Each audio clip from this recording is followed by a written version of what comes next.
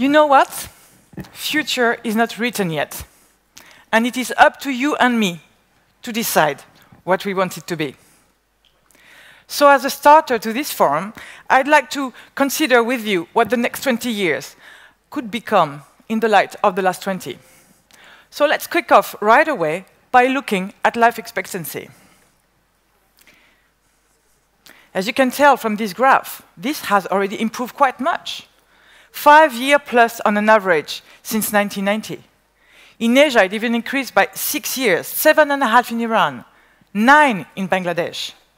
In Africa, people can now live 6.5 years longer than 20 years ago, and even 15.5 in Ethiopia. Even in Europe, where life expectancy has improved by 3.5 years over the same period, life could last 5 more years. Sorry. Globally speaking, these figures reflect both the drop of maternal and child mortality and the decrease of mortality and morbidity due to HIV/AIDS, tuberculosis, and malaria. Now let's focus on the second trend, the global decline of war. Here comes a map. Here comes a map showing the ongoing armed conflict in 2013. Among these, the 7 red spots locate the so-called major conflict that kill more than 1,000 people a year. Quite a grim accounting, indeed, but which is to remind us that 13 major conflicts were going on in the world in 1991. And let me mention just a few reasons for such a drop. First, the end of Cold War. Second, the growing economic interdependence that somehow undermined the interest of going into war. And third, the 30 glorious effect, which refers to time in history when increasing purchasing power serves as a social contract and keeps the new wealthy away from violence. And here I'm referring to East Asia in the 80s, or Latin America in the 90s, or Southeast Asia nowadays. Now, the third trend I'd like to introduce comes with the latter, relating to the progress of democracy and human rights. Of course, it's still a long way before Egypt and Syria operate according to the rule of the law. But remember the situation of Latin America, the Soviet Union, Yugoslavia, South Africa, Cambodia, just 25 years ago. Together, they all illustrate that the trend is now definitely on. And all the more so that it is now supported by the internet and the social networks. As you can see on this graph, showing internet users, 1/3 of world population is already connected to the web, likely 3 billion people by 2 or 3 years. Also remember that Facebook counts over 1 billion users today. So many actually that together with Twitter, it has become a genuine vehicle for social and political emancipation by echoing local movement to a global scale. And in that respect, social networks have taken a true role in building civil societies, especially in emerging countries. Remember the Arab Spring. And look how Spain, Indignados, or the US Occupy movement went global. So while some people here in Europe regret the rise of individualism, many signs show that in reality, ideals of solidarity, justice, and freedom keep rallying the young. And not only in New York, Madrid, or Tel Aviv, but also in Turkey and China. Now let's consider a fourth global trend, the reduction of poverty. Here you can see how the world population has grown from 3.7 billion people in 1970 to 7.3 in 2015 to 8.4 in 2030. And then let's distribute this population by level of revenue. Here, in red, the wealthier, whose number has increased since 1980, but whose share remains globally marginal. The poorest now, who live with less than $10 a day. Although they still represent most of world population, you may see here that their share has been decreasing for a few years already. And finally, the population who enjoy the intermediate revenues, and that I shall call middle classes. And what is really important here is that this constant increase of revenue is now leading us to a historical shift. Indeed, while a biggest share of world population was living in severe poverty before, it is yet due to become more prosperous and more numerous. And this means, for example, that people can get a better access to healthcare, or that they may travel more, or get a better access to university. As you can see already, the number of newly graduated students will rise from 128 million in 2010 to 206 million in 2020. That is 60% more in only 10 years. And that's also 5-fold quicker than the world population growth. So now, let's sum up our short assessment of globalization. No doubt, the world is doing much better than 20 years ago. At a global scale, at least, because if you ask a European baby boomer about his ideal time, he or she will likely tell you about the 30 glorious rather than the 2030s. But when you ask a Chinese, a Chilean, or an Angolan the same question, I doubt that he or she would refer to the 60 or the 70 as a golden age. And here is my point. To most people in the world, this is a future that still promises to be glorious. Then the question is it possible? Are these signs of progress sustainable? Well, let's figure this out with a few more charts. And let's start with the evolution of middle-class consumption. Here is the share of highly developed economies in world middle-class consumption. And as you can see, industrialized nations that still counts for 90% in 1970 may hardly represent 25% in 2030.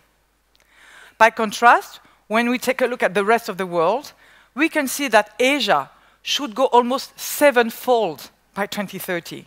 That means that within a few years, Asia should fuel most of world consumption.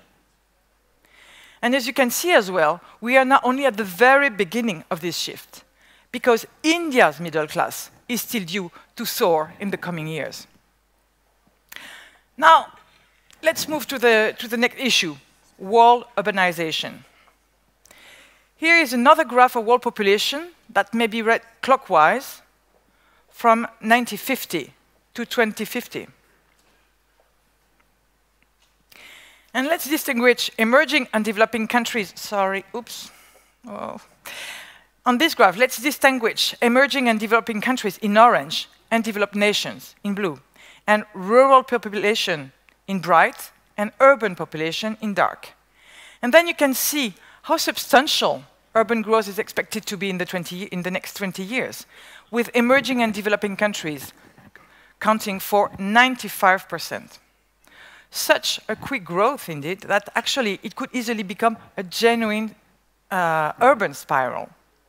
Just convert these figures into stakes, and you will face a pressing demand for roads, housing, clean water, waste treatment, health facilities.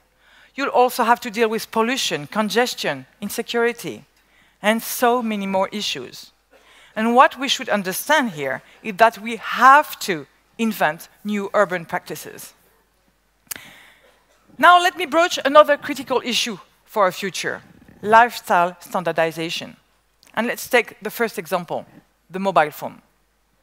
Here again, the evolution of world population from 1950 to 2015. Then fixed line subscription, which now plateaus around 1 billion.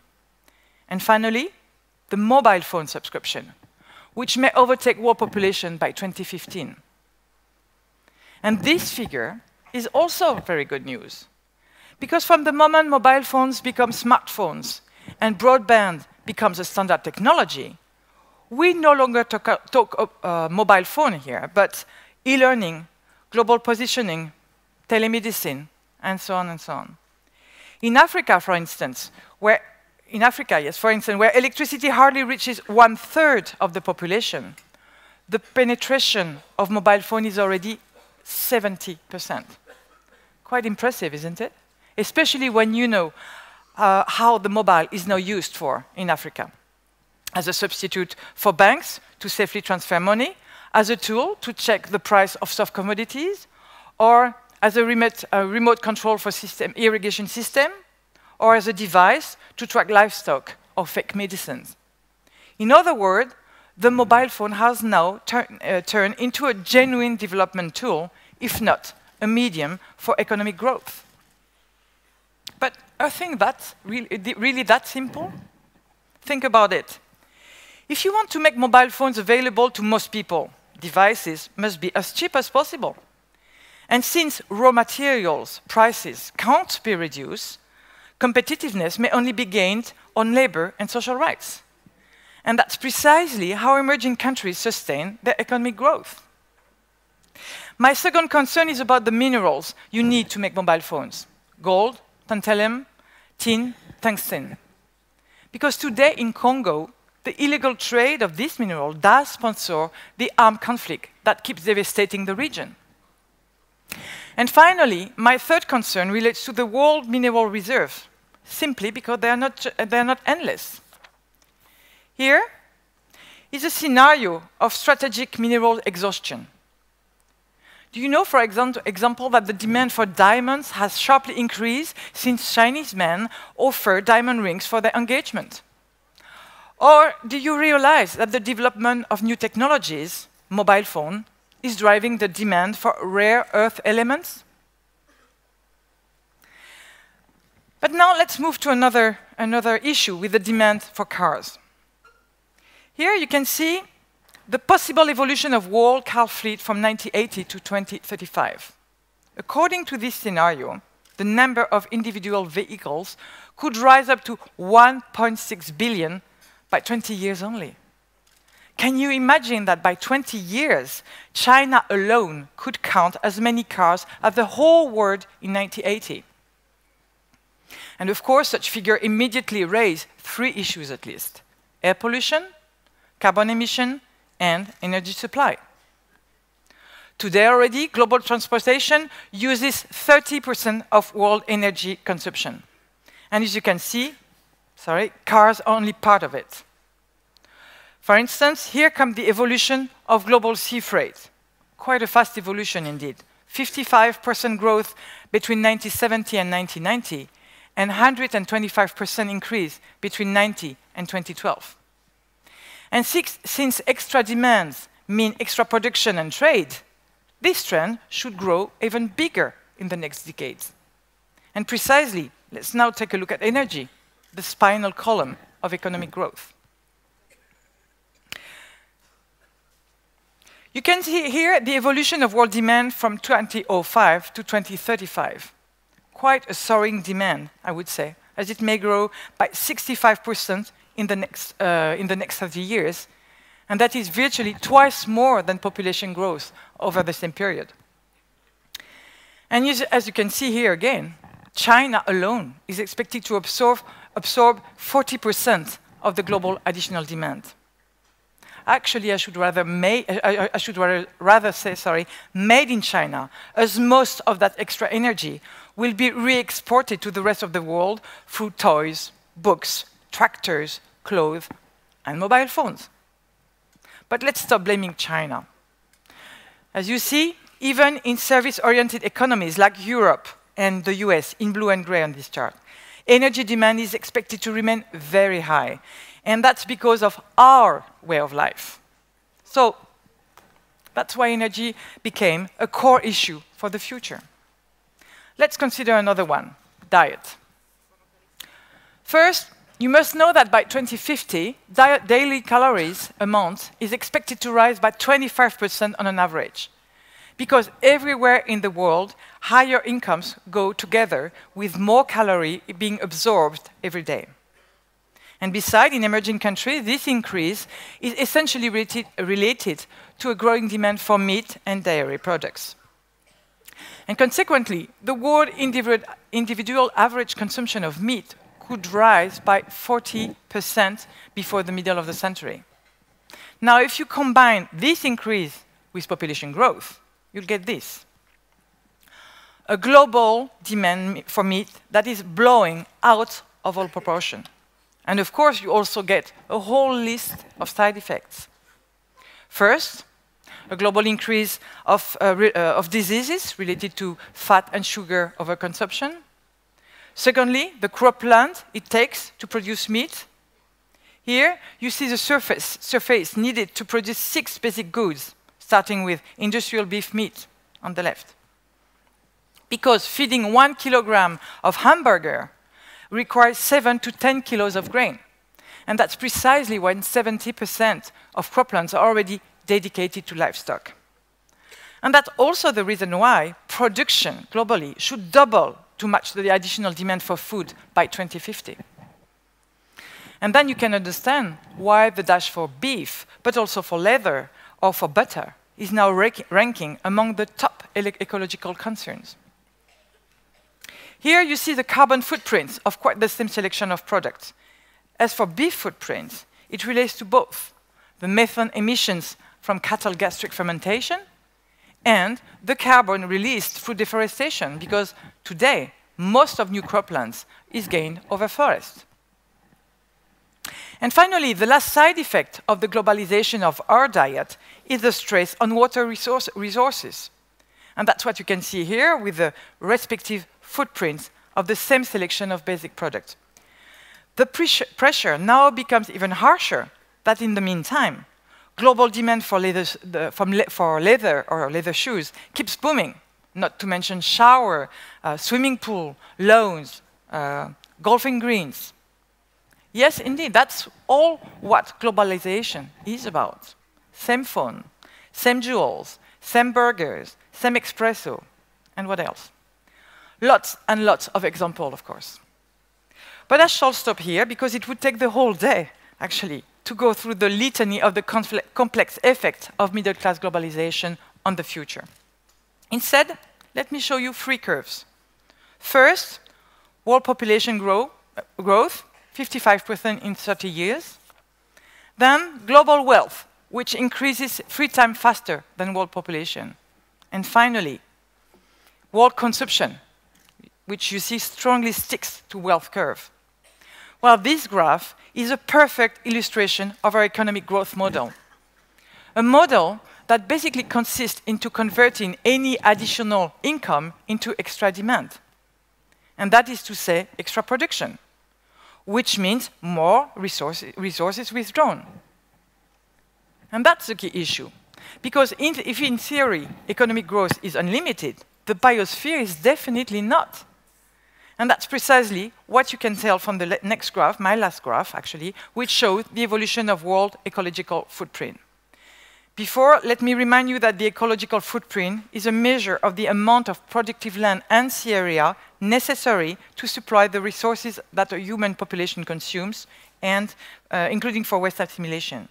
So here, in blue, you've got the planet total biocapacity, and in gray, the natural capital that has been consumed by humanity since 1960. These days, as you can see, humans consume 1.5 planets every year. That means we are living on credit. And as for loans interest, let me just mention 2 of them. First, the economic, agricultural, and health costs of the climate changes. Not to mention, of course, the human cost of hundreds of millions of people being displaced. Also, the social and political costs of shortages and inflation. Because if the increase of purchasing power turns out to be the keystone for social stability, frustration among middle classes may also quickly turn into violent action, if not xenophobic. In Brazil, in China, in Russia, in Turkey, or in France. And the risk is actually even more significant that for 10 years, income inequalities have grown wider almost everywhere in the world. So here we are at a breakpoint of history. On one side, we see that the world does better every day, mainly because middle classes' expectations are responded. But on the other side, we know that this improvement can no longer rest upon an economic model that is based on supposedly unlimited resources, while they are not being exhausted. So you see, we don't have any option anymore. We have to develop an alternate welfare model, a positive economy, which should no longer be based on predation. Thank you very much.